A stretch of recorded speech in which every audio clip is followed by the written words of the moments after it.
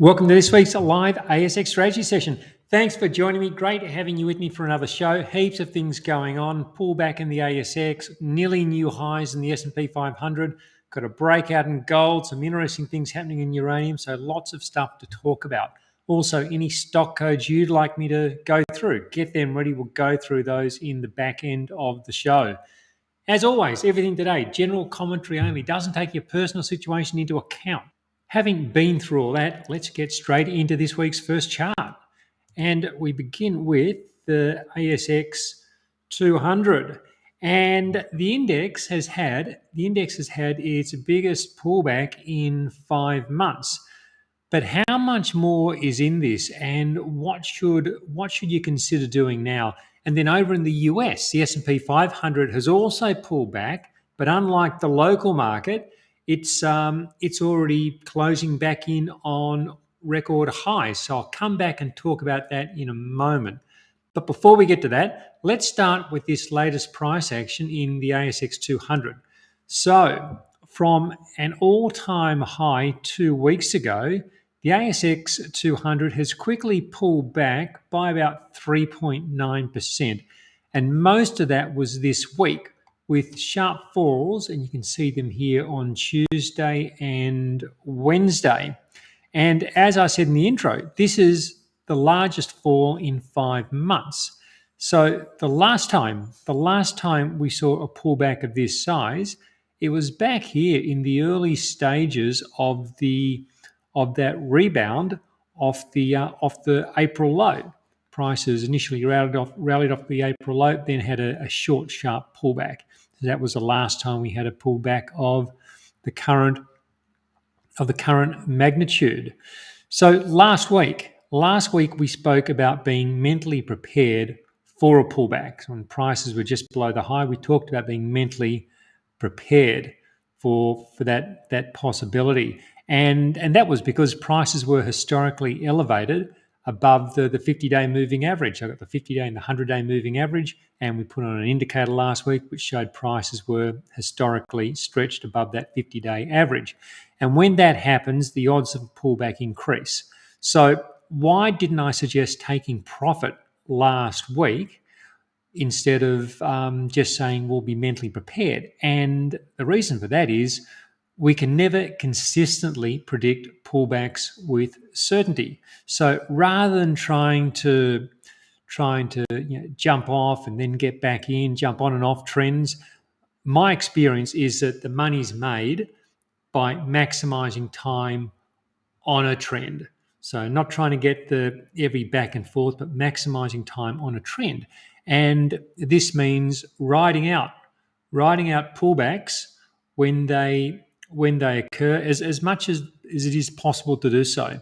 And that's what we've been discussing the whole way up. So you'll remember back from mid-April, we started talking about getting back into this market, and a whole way up, it's been stay with the trend, stay with the trend, stay with the trend, not try and get clever around the pullbacks. And I think by being mentally prepared for the current pullback, hopefully it helps avoid the fear and the panic that grips many people when they see headlines of a quick decline, and then they go and do things which they might look back later on and wish they hadn't done with their portfolios. The other thing we discussed last week was not chasing stocks that had run hard. While I'm happy to stay on a trend, as has been the case with this one for the last several months, last 5 months thereabouts, while I'm happy to stay on a trend, I don't necessarily want to add to investments when prices do appear stretched. Be a little bit more selective and look for the right opportunities rather than any opportunity when prices are stretched. So what do we make of this fall? Well, so far it's simply been a pullback to the 50-day moving average. And this often happens in a rising trend. And you can see this just going back to 2024, the rally last year. Look at all these pullbacks to the 50-day moving average. Some come back to the 100, some go below. But these pullbacks to the moving averages are nothing uncommon. And here we are again, having a pullback back to a rising moving average. So prices it's just the way the trends work. Prices rally, they rally, they pull back, they consolidate, and then they often resume their upward trend and continue higher, at least until there's a more significant turn. What's been impressive about the rally from the April lows, coming back to the April low and look at this rally in its entirety, is the length of time the ASX 200 has been above the 50-day moving average. So just look at this, crossed above the 50-day moving average in late April, and it's then had a 94-day streak where it's continued to rally without coming back and retesting the average until just recently. So that's the longest streak since a big rally during 2004 and 2005. So that's 20 years ago. So really, the current pullback really shouldn't be a surprise after such a record-breaking run. And remember, consolidations they're positive as they help make uptrends sustainable. I think it's when prices accelerate without pullbacks that risk can become extreme. And I just don't think we have those conditions at present. Another factor supporting the overall market is what's happening in the equal weight. So the ASX 200 equal weight. So let me just come across and we'll go down and have a quick look at that. So this is the ASX 200 on an equal weight basis. And so what we have with this is, while the ASX 200 has come back to its 50-day moving average, you can see that hasn't been the case with the equal weight. It's only really had a marginally come back from its all-time high.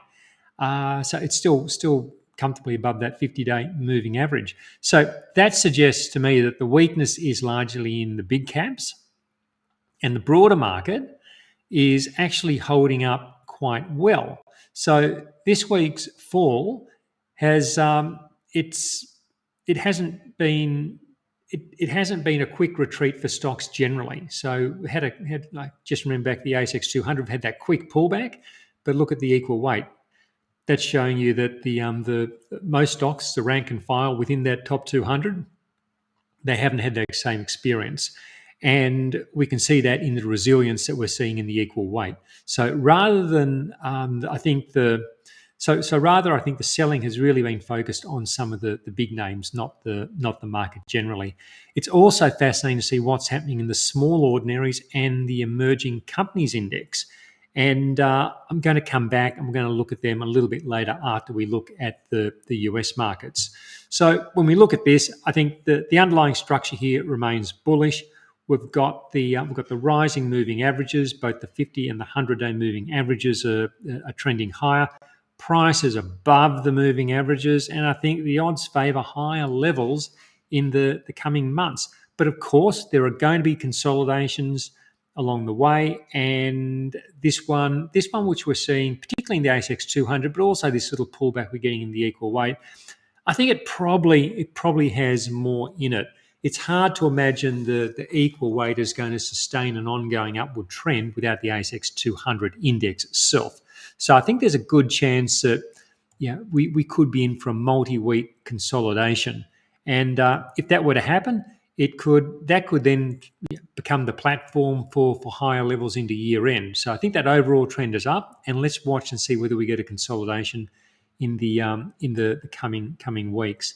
Just coming back to the ASX 200, like I was saying with the equal weight, I think several weeks of consolidation below the all-time high is entirely possible at this point. The latest pullback didn't attract much eagerness to buy, as has been the case in some of the previous pullbacks. Like you look at some of these previous pullbacks, which have been quite shallow.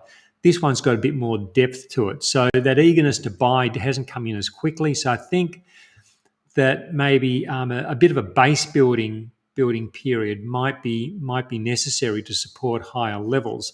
But the underlying structure, it remains positive. We've got the rising 50 and 100-day moving averages.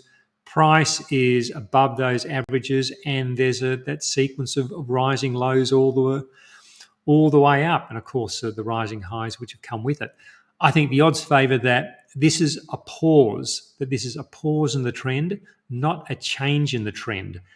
I'm long the ASX 200 index. I'm long individual stocks. I'm happy to stay that way. And I don't want to sell. I don't want to be selling my most profitable trades every time the market has a pullback.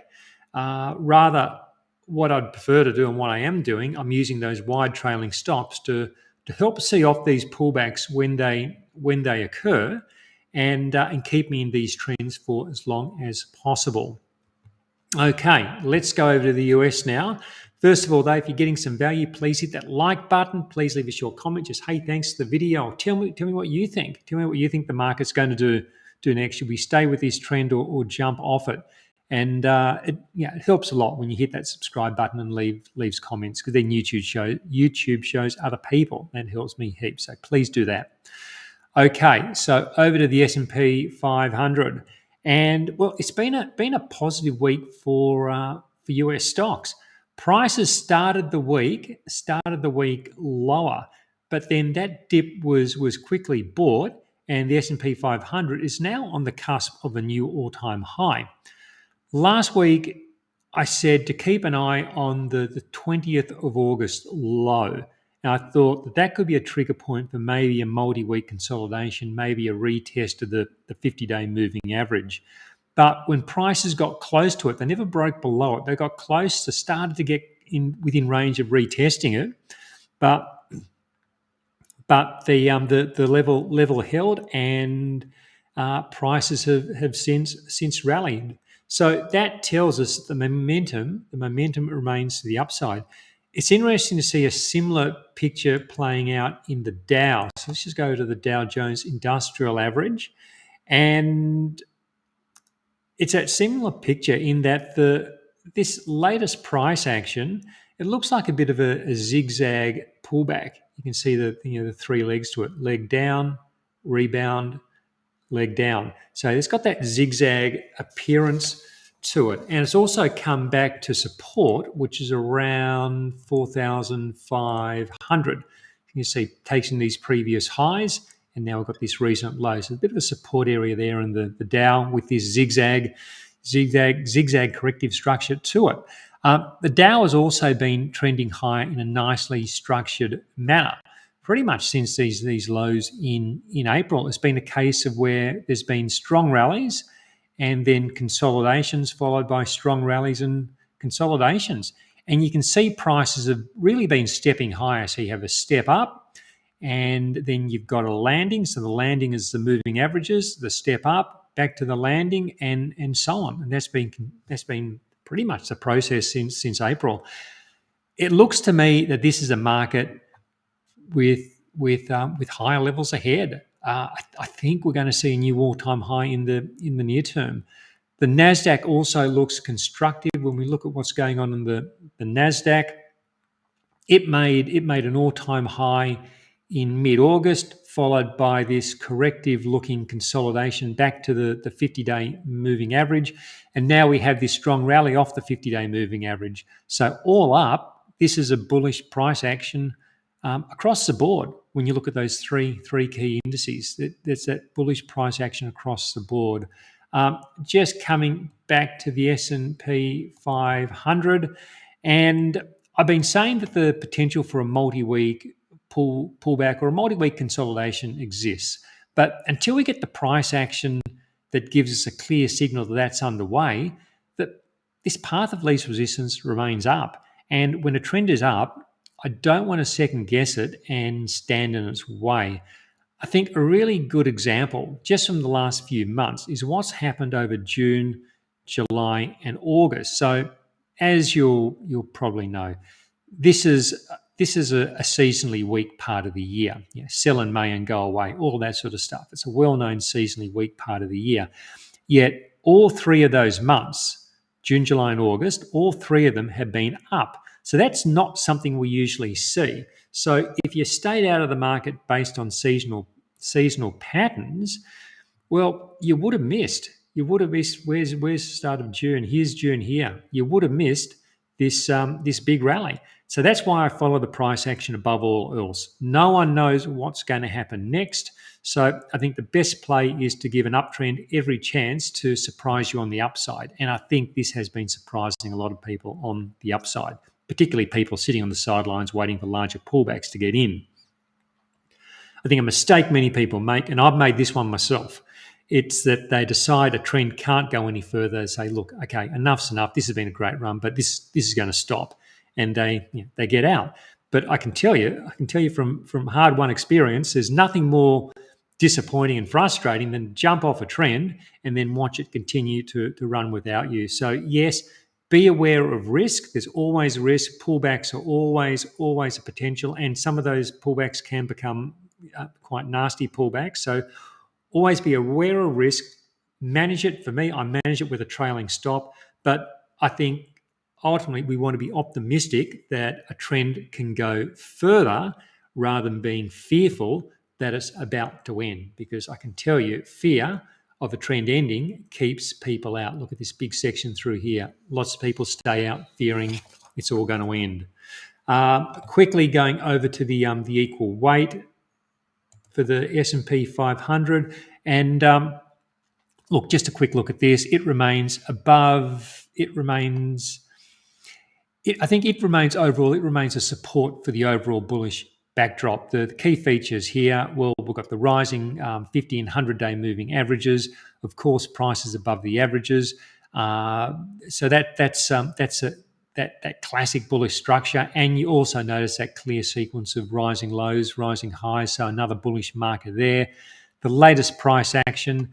I think this has been a fairly shallow pullback back towards, but not quite to the 50-day moving average. And then we've got the that rebound coming in on Thursday. Until we get clear signs to the contrary, I think, as I've been saying, those odds, they favour the continuation of a trend, not the end of a trend. So, okay, so we're now going to go over to the small caps. We'll start with the US, go to the local small caps after that, go through the commodities, copper, gold, oil, uranium, a couple of stocks I want to talk to you about, which I've recently bought, and and then all your stocks. We're going to go through them after that, so get those codes ready. But of course, that wraps up the free section. If you're not a strategy session member, there's a link below. Click it. Come on in. Lots to talk about. Lots of interesting information for you to get. Costs you not very much money for what you're going to get. Cup of coffee kind of money we're talking. So link below. Click that. Come on in. All right. So let's start. Let's start with the Russell.